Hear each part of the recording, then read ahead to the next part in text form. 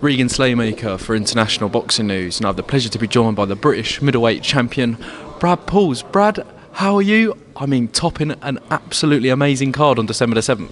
Yeah, thanks for having me. I'm very good, mate. Same old grafting, and yeah, another headline fight on TNT. That'll be my third in a row. And then look at the card, man. It's massive. 6 other title fights. Massive show. So I'm really grateful, really happy to be here, man. Definitely. Obviously we've spoken about your career before, Brad, but when you kind of assess your career up until this point, it's a bit mad that you're topping a show as stacked as this one with, a 2-weight world champion on your undercard as well.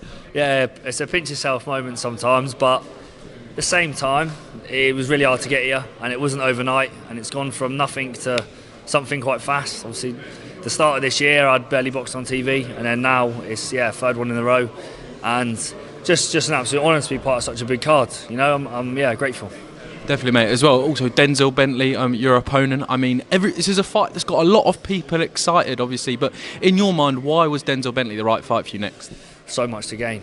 Like we have obviously had options as the champion. There was other fights mentioned, but when you look at it, the most to gain from this fight would be fighting Denzel. He's number 2 in the world, WBO, and the winner's more than likely going to get a world title shot, which is just insane to me. There might be other belts on the line. And yeah, I'd like to look back at the end of my career and say I stepped up and took the chance against the tougher people. So, and I know Denzel, sparred him, and Linus Udofia, my gym mates, boxed him. I know it's a tough fight, and that's what I wanted when I picked. So here we are. There's no easy fights at this level, so let's go. Definitely, it's fair to say that obviously where you've sparred him before, obviously Linus boxed him in a fight of the year as well back in the day. But it's fair to say you know each other well going into this one. Yeah, fairly well. I know a lot of his strengths. Obviously, he hits hard, and that's clear to see. Look what he does with the domestic fighters. But I think there's avenues for me to win. I can play on my strengths and take advantage of that. But yeah, it's just so much to gain that you're one win away from changing your whole life forever. And that's just the motivation has come very easy. Definitely, mate, as well. You mentioned potentially other titles on the line. I'm going to do a little bit of digging. Obviously, Hamza Shiraz has been ordered for the world title against Janibek. He's the European champion. Denzel was ordered for the European title. Could that be a potential titles on the line in this fight? You're quite smart. You know your stuff. Yeah, that's the idea I got. I'd like to hope that comes to fruition. It's a nice belt. That belt is no easy fights for that belt, like the British. And winning that belt would mean I've won every belt but a world title. So that's mad.